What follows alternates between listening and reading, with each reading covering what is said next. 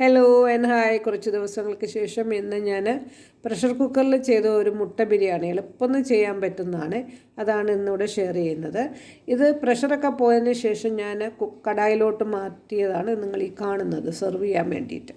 അപ്പോൾ നമുക്ക് നോക്കാം എന്തൊക്കെയാണ് ഞാൻ ചെയ്തതെന്നുള്ളത്. ഇവിടെ ഞാൻ 2 കപ്പ് കൈമ റൈസാണ് എടുത്ത് അത് കുതിർക്കാൻ വെച്ചു. പിന്നെ 4 മുട്ട ബോയിൽ ചെയ്തെടുത്തു. പിന്നെ സവാള, പിന്നെ ഇഞ്ചി, വെളുത്തുള്ളി, പച്ചമുളക്, പെരിഞ്ചീരകം കൂടെ ആഡ് ചെയ്യുന്നുണ്ട് ഞാൻ 1 ടീസ്പൂണ്.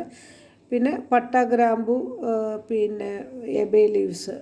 എണ്ണ ഒഴിച്ച് എണ്ണ ഒഴിച്ചതിന് ശേഷം ഞാൻ 1 ടീസ്പൂൺ നെയ്യും കൂടെ അതിൽ ചേർക്കുന്നുണ്ട്, ഒരു മണത്തിനും ഒരു ഫ്ലേവറിനും വേണ്ടിയിട്ടാണ്. ഇപ്പോൾ പട്ടയും ഏലക്കയും ഗ്രാമ്പുവും പെരിഞ്ചീരകവും കൂടെ ഇട്ട് നമുക്ക് ബേ ലീവ്സൊക്കെ ഇട്ടിട്ട് ഒന്ന് പൊട്ടതിന് ശേഷം ഞാനിവിടെ സവാള വഴറ്റുകയാണ്. ഒരു വലിയ സവാളയാണ്, അത് സ്ലൈസ് ചെയ്തതാണ് ഞാനിപ്പോൾ ഇവിടെ ഇതിട്ട് വഴറ്റുന്നത്. എളുപ്പം നമുക്കിത് ചെയ്തെടുക്കാൻ പറ്റുന്നതാണ്. അത് ഒരു സമയം വളരെ ഒരു ലെങ്തി പ്രോസസ്സ് അല്ല ഇത്. പിന്നെ വെളുത്തുള്ളി, ഇഞ്ചി, പച്ചമുളക്, പിന്നെ 1 ടീസ്പൂൺ പെരിഞ്ചീരകം കൂടെ ഞാനിതിട്ട് നന്നായിട്ട് ചെറിയ ജാറിൽ ചതച്ചെടുത്തതാണ്. അപ്പോൾ വെളുത്തുള്ളി ജാസ്തി വേണം, ഞാൻ 1 പോഡ് എടുത്തായിരുന്നു. പിന്നെ ഇഞ്ചി കുറച്ച് മതി. പിന്നെ 4 പച്ചമുളക്. ഇവിടെ നമുക്ക് കൂടുതൽ വേണമെന്നുള്ളതുകൊണ്ട് തന്നെയാണ് 4 പച്ചമുളക് ഇട്ടിട്ടുണ്ട്. എന്നിട്ട് ഉപ്പിട്ടു.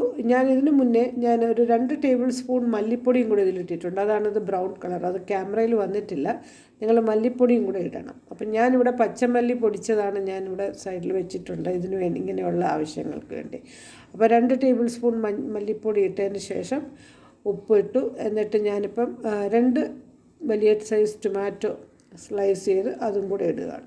അപ്പം ഇനി നമുക്ക് നന്നായിട്ട് ഇതിനെ ഒന്ന് സോട്ട് ചെയ്തതിന് ശേഷം പിന്നെ പൊടികൾ ഓരോന്നായിട്ട് നമുക്ക് ഇടണം. പൊടികളെന്ന് പറയുമ്പോൾ ബിരിയാണി മസാല അതിൻ്റെ ഒരു പിക്ചർ ഞാൻ കാണിക്കുന്നുണ്ട്. ഞാനിത് വെബ്സൈറ്റിൽ നിന്ന് ഇതെടുത്ത് എല്ലാം കൂടി ഞാൻ പൊടിച്ച് വെച്ചിട്ടുണ്ട്. ഇതെല്ലാം നമുക്ക് അടുക്കളയിലുള്ള സാധനങ്ങളാണ്, പക്ഷേ അതിൻ്റെ ഈക്വൽ ക്വാണ്ടിറ്റീസ് എടുത്ത് ഞാൻ പൊടിച്ച് വെച്ചിട്ടുണ്ട്. അപ്പോൾ അതാണ് ഇവിടെ ബിരിയാണിക്ക് മസാലയ്ക്ക് ഞാൻ ചേർക്കുന്നത്. പിന്നെ അതിന് പുറമെ 1 ടീസ്പൂൺ മുളക് പൊടിയും 1/2 ടീസ്പൂൺ മഞ്ഞൾപ്പൊടിയും പിന്നെ പെപ്പറും കൂടെ കുരുമുളക് പൊടിയും കൂടെ ചേർത്തിട്ടുണ്ട്. അത്രയേ ഉള്ളൂ. അപ്പോൾ ഇതെല്ലാം കൂടെ നന്നായിട്ടൊന്ന് വഴറ്റിയതിന് ശേഷം ചുടുവെള്ളമാണ് ഇതിലൊഴിച്ച് നമുക്ക് നന്നായിട്ടൊന്ന് യോജിപ്പിക്കണം എല്ലാം കൂടി. വളരെ എളുപ്പം നമുക്ക് തയ്യാറാക്കാൻ പറ്റുന്നതാണ്. അപ്പോൾ ഇതൊന്ന് നന്നായിട്ടൊന്ന് ഇളക്കി കൊടുത്ത് എല്ലാം യോജിപ്പിച്ചതിന് ശേഷം നമുക്ക് മുട്ട 4 ഈ മുട്ട ഞാൻ 2 രീതിയിലും ചെയ്യാറുണ്ട്. ഒന്ന് ഇങ്ങനെ ഇട്ടും, പിന്നെ 2 ഞാൻ ചെറിയ ഫ്രൈങ് പാനിൽ വെച്ചിട്ട് മുളകും മഞ്ഞളും മാത്രം ഇട്ട് എണ്ണ ഒഴിച്ചിട്ടൊന്ന് പുരട്ടിയെടുത്തും അങ്ങനെയും ചെയ്യാറുണ്ട്.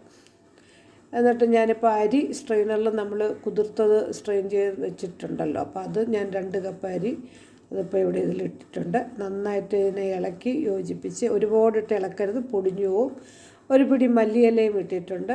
പിന്നെ ഒരു ചെറിയ നാരങ്ങാനീര് അത് ഒഴിച്ചിട്ടുണ്ട്. അപ്പോൾ 1 വിസിൽ മതി. അപ്പോൾ നമ്മളെല്ലാം അടച്ചു വെച്ചിട്ട് ഇപ്പോൾ 1 വിസിൽ വരുമ്പോൾ ഞാനതിനെ ഓഫ് ചെയ്തിട്ട് എല്ലാം തണുത്ത് പ്രഷറൊക്കെ പോയതിന് ശേഷം മാറ്റി കടായിലാക്കിയതാണ്.